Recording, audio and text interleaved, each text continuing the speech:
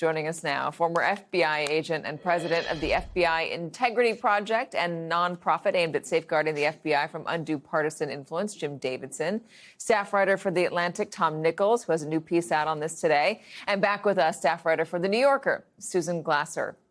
All right, so Susan, just walking through this reporting a little bit more, this polygraph test, the reason I played that Donald Trump clip, it shows that for him, it's about loyalty. It's about doing whatever you can do to make sure that he doesn't succeed, but that he feels that he is right and that you believe that he is right in all of his ventures, no matter what. So it would stand to reason that his officials would start feeling that they were due that same amount of loyalty.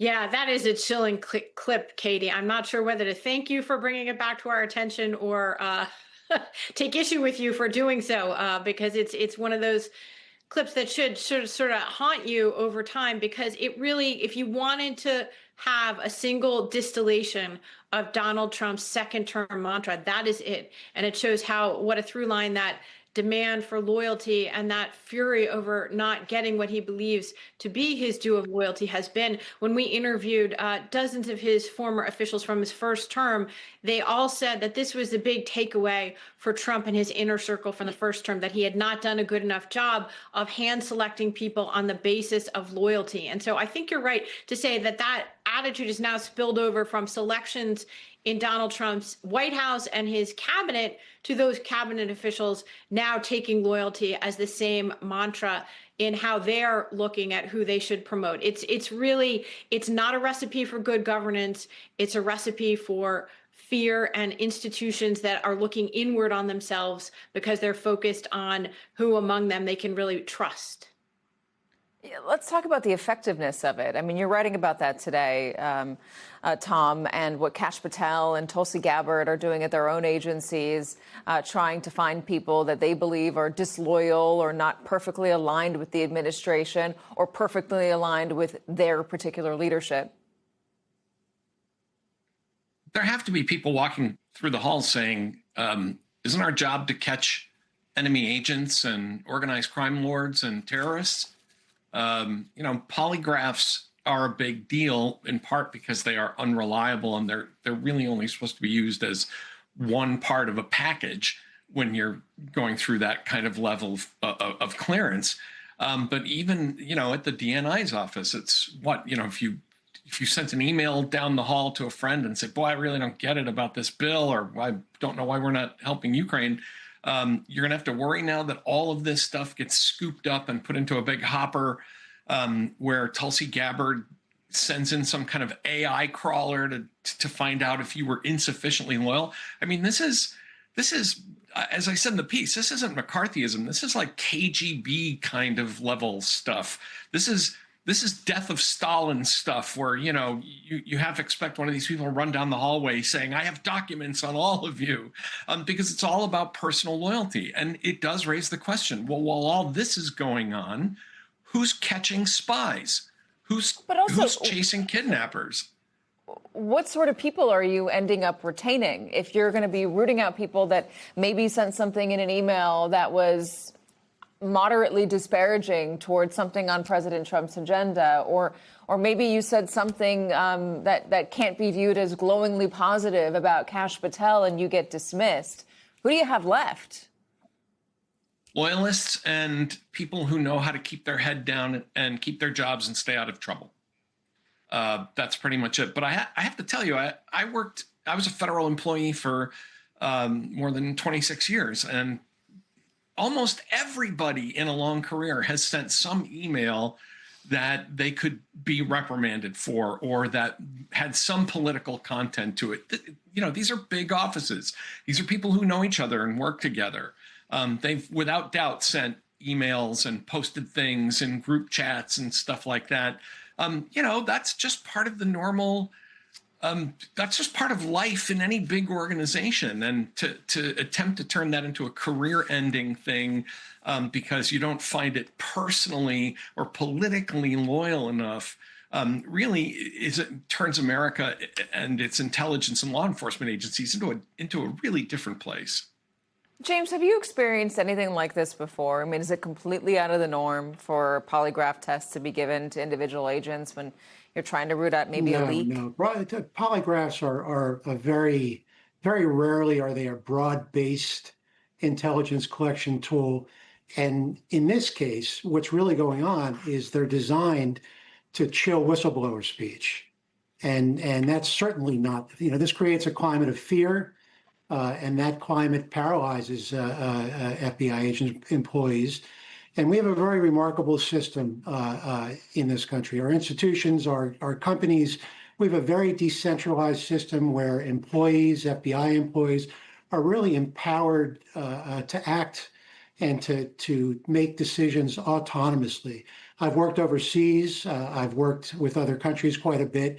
And a lot of the structure of the way those law enforcement organizations work is very top down.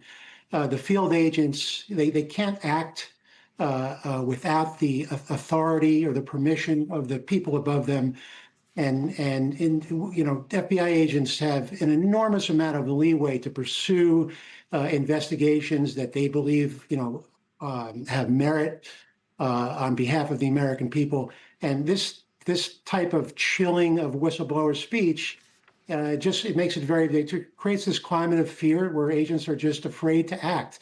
So it's really sort of destroying the culture, the autonomous, very productive culture that not just the FBI, but other government agencies have, particularly in law enforcement. I think we should also just take a moment to further discuss what Tom was saying, which is that the effectiveness of the agency has got to be damaged here. The rooting out of corruption, the keeping of national security. The New York Times reports that top agents in 40%, James, of field offices have either retired or been booted or moved to different jobs. NBC News says a former senior FBI official said he was aware of at least 20 national security personnel who had left the Bureau in just the last 3 months. How is the job made easier, the job of making us safe, keeping us safe, rooting out corruption, protecting the homeland, made easier or more effective by the focus on loyalty? Yeah, it's not. It makes there's a tipping point, and you hit that tipping point, and the agency, legitimately becomes just less effective at doing what it needs to do. I mean, there's a recent example, an agent named Mike Feinberg.